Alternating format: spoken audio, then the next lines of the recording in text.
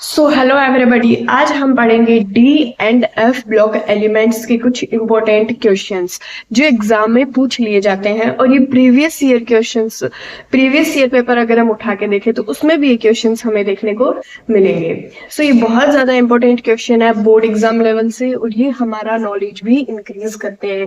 और D and F block element ये जो चैप्टर है, इसको समझने में भी अब जिस बच्चे को थोड़ा बहुत भी डाउट है तो ये क्वेश्चन करके एकदम समझ आ जाएगा। तो हमारा पहला क्वेश्चन क्या कहता है कि सी यानी copper atom has a completely filled D orbital. देखो क्या कह रहा है कि जो कॉपर एटम होता है वो कंप्लीटली फिल्ड डी ऑर्बिटल होता है। कॉपर आता कितने नंबर पे? 29 नंबर पे। आयरन, कोबाल्ट, निकल, कॉपर, जिंक 29 नंबर पे आता है। तो इसके कहने का मतलब ये है कि जो इसमें डी ऑर्बिटल होता है ना वो कंप्लीटली फिल्ड होता है। अब आप कॉन्फ़िगरेशन लिख के देख लो, 1s2, 2s2, 2p6, 3s2, 3p6, 4s2, कितना हुआ? 10, 16, 17, 18, 19, 20 और 3d9। अब ये एक एलिमेंट जब ये ग्राउंड स्टेट में एक्साइटेड स्टेट में जाएगा तो एक एलिमेंट इससे ले लेगा, यानी 4s1 और 3d कितना हो जाएगा? 10 हो जाएगा। ठीक है, मान लिया।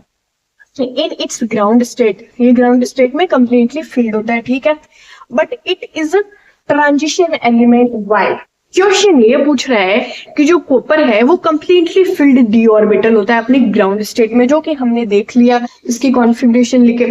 फिर भी वो ट्रांजिशन एलिमेंट कहलाता है। क्यों ट्रांजिशन एलिमेंट? पहली बात तो होता क्या है? ट्रांजिशन एलिमेंट वो होता है जो हाफ फिल्ड होता है। क्या होता है? हाफ या पार्शियली फिल्ड होता है। अब जैसे इसमें 3d10 डी ऑर्बिटल में 10 इलेक्ट्रॉन है ना, वो ट्रांजिशन एलिमेंट नहीं कहलाएगा। अगर इसमें 5 होते, 4 होते, 9 होते, 8 होते, तब हम इसको क्या बोलते हैं? ट्रांजिशन एलिमेंट बोलते हैं। ट्रांजिशन एलिमेंट बोलते हैं। तो कॉपर क्या? तो कॉपर तो फुल्ली फिल्ड है, बट इसको फिर भी हम ट्रांजिशन एलिमेंट कह रहे हैं। क्यों? वो इसीलिए ये है कॉपर की ग्राउंड स्टेट। जब ये एक्साइटेड स्टेट में जाएगा, एक्साइटेड स्टेट में जाएगा तो कॉपर पे कितना चार्ज होता है? कॉपर होता है Cu+2। कॉपर कितना होता है? Cu+2। कॉपर की ऑक्सीडेशन स्टेट, ऑक्सीडेशन स्टेट कितनी होती है? Cu+2। तो कॉपर की Cu+2 ऑक्सीडेशन स्टेट होने के कारण क्या होगा? आर्गन हो गया 80। आर्गन लिख सकते हैं हम, नोबेल गैस को कंसिडर करते हैं। 4s हो जाएगा 0 और एक इससे 3d9 से एलिमेंट इलेक्ट्रॉन चला जाएगा। देखो क्या हुआ, ये था ग्राउंड स्टेट। जब कॉपर एक्साइटेड स्टेट में गया तो अपनी ऑक्सीडेशन स्टेट कंटेन करने के लिए क्या करेगा? एक s से इलेक्ट्रॉन निकाल दिया, एक s ऑर्बिटल से इलेक्ट्रॉन निकाल दिया और एक d से निकाल दिया। अब d से इलेक्ट्रॉन निकाल दिया तो हमारे पास कितना बचा? 3d9। तो ये हाफ हो गया ना, ये हाफ हो गया। पहले 10 था, अब हाफ है। तब अब ये क्या बन गया? ट्रांजिशन एलिमेंट बन गया। अब ये क्या बन गया? Transition element. अब देखो आंसर देखो, copper exhibits +2 oxidation state wherein it has a completely filled d orbital 3d9 4s0, जो हमने देख लिया 3d9 4s0, hence a transition element।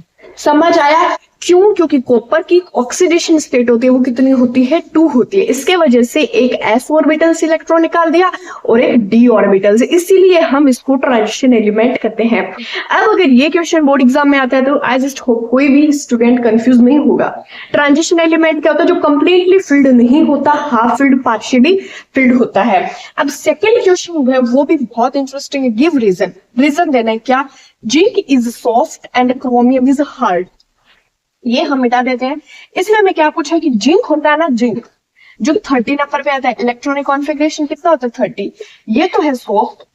और क्रोमियम जो 24 पे आता है, स्कैंडियम, टाइटेनियम, वेनेनियम और क्रोमियम, ये आता है 24 पे, जो भाई होता है हार्ड। इसका क्या मतलब है? देखो 30 नंबर पे आता है तो आप जब इसकी कॉन्फ़िगरेशन लिखोगे तब क्या आएगा? जब हमने कॉपर की कॉन्फ़िगरेशन देखी थी तो 4s2 और 3d9 था। तो जब जिंक कॉपर था 29 पे, जिंक का अपन देखेंगे तो ये आएगा 10 पे, तो 3d10, यानी इसका जो डी ऑर्बिटल है फुल्ली फिल्ड है, पूरा भरा हुआ है। और क्रोमियम है 24 पे। जब मैं क्रोमियम की कॉन्फ़िगरेशन लिखूंगी, आर्गन से लिख सकती हूँ, तो 4s2 20 एंड 3d4, ये मेरे पास आएगी कॉन्फ़िगरेशन। अब जब मैं इस 4s, जब अब 3d क्या करेगा? s से एक इलेक्ट्रॉन ले लेगा और 3d5 बन जाएगा, यानी हाफ फिल्ड बन जाएगा, हाफ फिल्ड। ठीक है, ये क्रोमियम की। अब ध्यान से देखना, हमें क्या कहा है कि जिंक सॉफ्ट है और क्रोमियम हार्ड है। इसका क्या मतलब है? जिंक इसीलिए सॉफ्ट है क्योंकि ये वैलेंस इलेक्ट्रॉन इसमें है ही नहीं, जिंक के पास कोई भी वैलेंस इलेक्ट्रॉन नहीं है, इसलिए इसकी एंथैल्पी ऑफ एटमाइजेशन क्या है? Enthalpy of atomisation, enthalpy of atomisation क्या? बहुत कम है।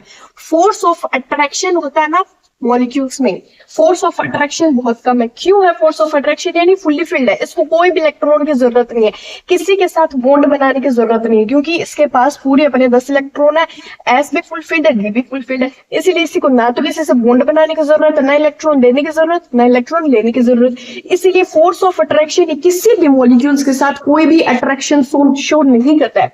वहीं क्रोमियम की बात करें तो क्रोमियम को एक तो इसका एस ऑर्बिटल फुलफिल्ड नहीं है, एक एस को चाहिए और पांच इलेक्ट्रॉन डी को चाहिए, तब क्या होगा? ये फुलफिल्ड होगा, तब फुलफिल्ड होगा, तब इसका जो फोर्स ऑफ अट्रैक्शन है वो बहुत ज्यादा है। क्यों है फोर्स ऑफ अट्रैक्शन ज्यादा? क्योंकि ये कोई भी एलिमेंट, कोई भी मॉलिक्यूल्स, कोई भी कंपाउंड इसको दिखेगा ये उससे अट्रैक्ट होना चाहेगा। क्यों? क्योंकि ये चाहेगा कि कहीं से इसको इलेक्ट्रॉन मिल जाए। इसकी एंथैल्पी ऑफ एटमाइजेशन क्या होगी? ज्यादा होगी। इसकी एनर्जी भी क्या होगी? ज्यादा होगी। इसकी क्यों नहीं होगी? क्योंकि इसको कुछ नहीं चाहिए, इसके पास वैलेंस इलेक्ट्रॉन है, बट इसके पास वैलेंसी है, इसके पास वैलेंस इलेक्ट्रॉन है, इसको इलेक्ट्रॉन और भी चाहिए, इसलिए बाकी कंपाउंड से, मॉलिक्यूल से क्या करेगा? अट्रैक्टेड हो गई है। तो इसीलिए जिंक होता है वो सॉफ्ट होता है और क्रोमियम हार्ड होता है, क्योंकि इसके बीच में फोर्स, अट्रैक्शंस, एनर्जी वगैरह वो सारी एग्जिस्ट करेगी, बट इन जिंक नहीं करेगी। अब हम इसका थ्योरेटिकल पोर्शन देख लेते हैं।